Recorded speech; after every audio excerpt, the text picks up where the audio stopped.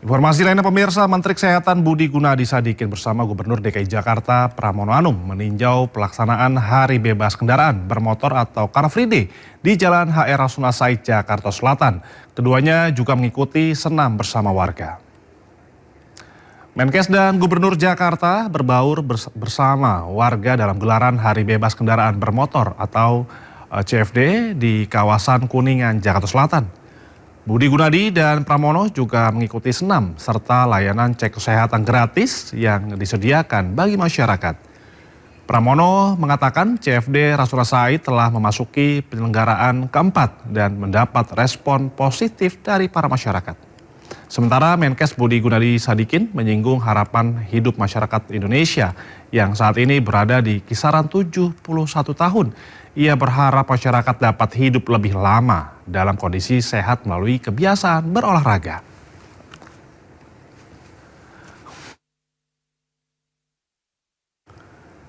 Sementara itu pemirsa, Wakil Ketua KPK Johannes Tanak menyebut KPK bisa mengambil alih kasus ex-Jampitsus Febri Adriansyah jika Kejagung menemui hambatan, termasuk hambatan intervensi pihak ketiga.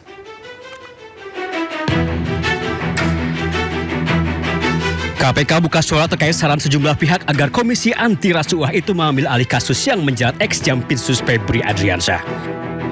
Menurut Wakil Ketua KPK Johannes Tanak, sebagai lembaga penegak hukum, KPK tentu saja memiliki kewenangan untuk mengambil alih perkara korupsi yang menjerat Febri.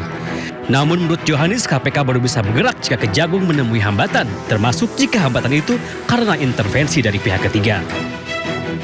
Caranya ketika dia dalam melakukan penyidikan ada hambatan, nah kemudian dia menyampaikan ke kami. Dan ketika mereka menyidik, mereka kan mempunyai kewajiban menyampaikan SPDP kan kepada KPK. Nah KPK di sini kemudian memantau, memonitor, kan monitoring dan supervisi kan. Apa permasalahan yang dihadapi? Oh ini Pak, mungkin disebabkan karena adanya intervensi pihak ketiga. Siapa dia? Setelah pengalihan kasus Febri Adriansyah diserahkan kepolisian kepada Kejagung, sejumlah pihak pesimis Korps Adiaksa itu bisa transparan menangani kasus mantan jaksanya. Kritik paling keras salah satunya disampaikan pakar hukum tata negara Mahfud MD. Mahfud bahkan menyayangkan KPK diam saja.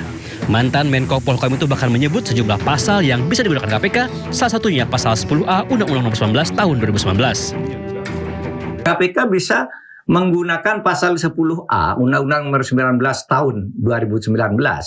Di situ di dalam pasal 10A ayat 2 butir C dan E itu menyebutkan perkara bisa diambil alih manakala terlihat ada usaha untuk melindungi pelaku lain. Ex-Jampitsus Febri Adriansyah tengah menghadapi 3 perkara besar, yakni dugaan korupsi di PT Asabri, PT Krakatau Steel, dan pengadaan batubara untuk PT PLN. Masalah Febri kian rumit saat polisi menemukan emas seberat 74 kg dan uang tunai 470 miliar di rumahnya di Sentul, Jawa Barat. Bersama rekannya Don Rito, ia ditetapkan sebagai tersangka. Namun hingga kini, mantan orang nomor 2 di Kejagung itu masih melenggang bebas. Tim Liputan iNews melaporkan. Ya pemirsa, kita awali Sindo siang dari Majalengka, Jawa Barat. Seorang wanita tewas tertimpa Videotron akibat angin kencang menerjang Videotron hingga roboh.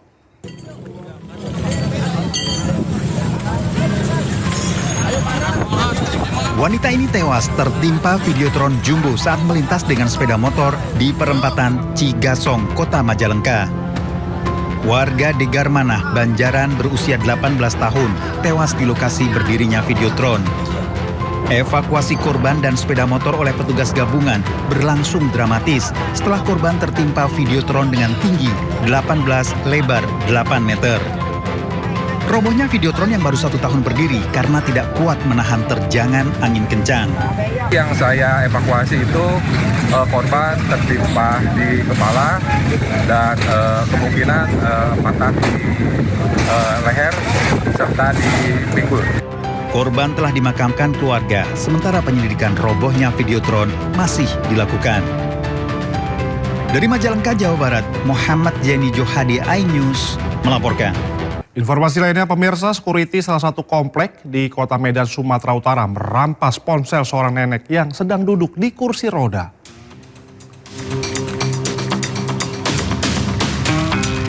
Pria ini mendatangi nenek yang duduk di kursi roda sambil menggunakan ponsel di Jalan Menteng Gang Era, Medan Denai, Kota Medan.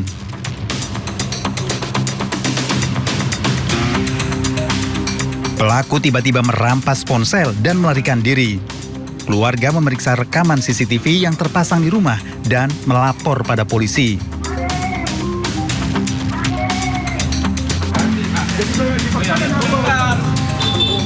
Pelaku seorang satpam di Jalan Merbau, Komplek Merbau Mas.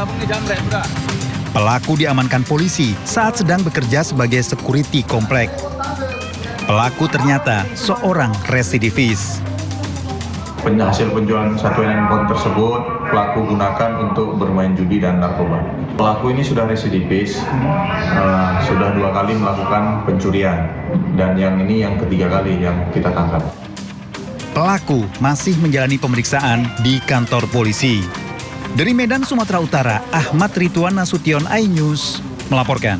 Sementara itu pemirsa, aksi kejar-kejaran yang berujung baku tembak antara polisi dan seorang diduga pelaku pencurian sepeda motor terjadi di kawasan Citra Raya, Kabupaten Tangerang, Banten pada Jumat siang. Meski sempat terjadi baku tembak, terduga pelaku curanmor berhasil melarikan diri.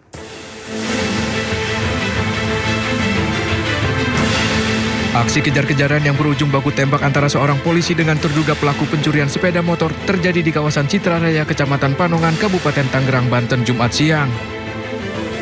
Kejadian berawal saat polisi tak berseragam mengejar 2 orang terduga pelaku pencurian motor. Untuk menghentikan terduga pelaku yang melarikan diri, polisi kemudian melepaskan tembakan peringatan ke udara. Namun bukannya berhenti, salah satu pelaku justru melakukan perlawanan dengan membalas tembakan. Kedua terduga pelaku berhasil melarikan diri, namun motor hasil curiannya tertinggal di lokasi. Berarti udah sempat terjadi aksi saling tembak waktu kejadian? Sempat. Untuk motor korban sendiri bisa berhasil diamankan atau seperti apa? Berhasil diamankan di Bank BCA Madrigas sekitaran. Ditinggalkan. Selain mengamankan sepeda motor milik korban, polisi juga melakukan olah tempat kejadian perkara dan melakukan pencarian terhadap proyektil yang diduga ditembakkan pelaku saat beraksi. Dari Kabupaten Tangerang, Banten, Aimarani, iNews melaporkan. Ya, pemirsa, seorang pekerja migran Indonesia asal kampung Ketileng, Kota Serang, Banten diduga disekap majikannya di Arab Saudi. Korban dan keluarga minta bantuan agar dapat segera dipulangkan ke Indonesia. Ditahan sama majikan, saya disekap, saya nggak diperbolehkan pulang, gaji saya juga ditahan. Pengakuan Atilah, pekerja migran Indonesia asal kampung Ketileng, Kelurahan Teritih, Walantaka, Serang, Banten ini viral di media sosial. Atilah mengaku disekap majikannya dalam kondisi sakit dan gajinya pun ikut ditahan. Atilah dan keluarganya meminta pertolongan pemerintah agar segera bertindak dan memulangkan Atilah. Kondisi Atilah yang sakit membuat keluarga khawatir. 8 bulan katanya. Jadi nggak bisa pulang sampai sekarang ya? Sampai sekarang nggak pulang. Udah upaya minta bantu ke siapa aja? Upaya bantuan ke sana kemari, ya nyatanya kan belum ada hasil. Menanggapi aduan, Pemprov Banten menggelar rapat koordinasi bersama Balai Pelayanan Perlindungan Pekerja Migran Indonesia BP3MI Banten untuk memastikan penanganan kasus sesuai mekanisme perlindungan PMI. PMI juga sudah kami hubungi juga atas nama Ibu Atilah yang saat ini berada di Arab Saudi. Cuma memang terbaru kami kontak belum bisa terhubung. Masuk tapi belum diangkat, direspon begitu untuk bisa memonitor posisinya di mana sekarang ini gitu. Hingga saat ini, BP3MI masih terus berusaha menghubungi korban untuk mengetahui keberadaan dan kondisinya. Dari Serang, Banten, Mahesa Apriandi, iNews melaporkan.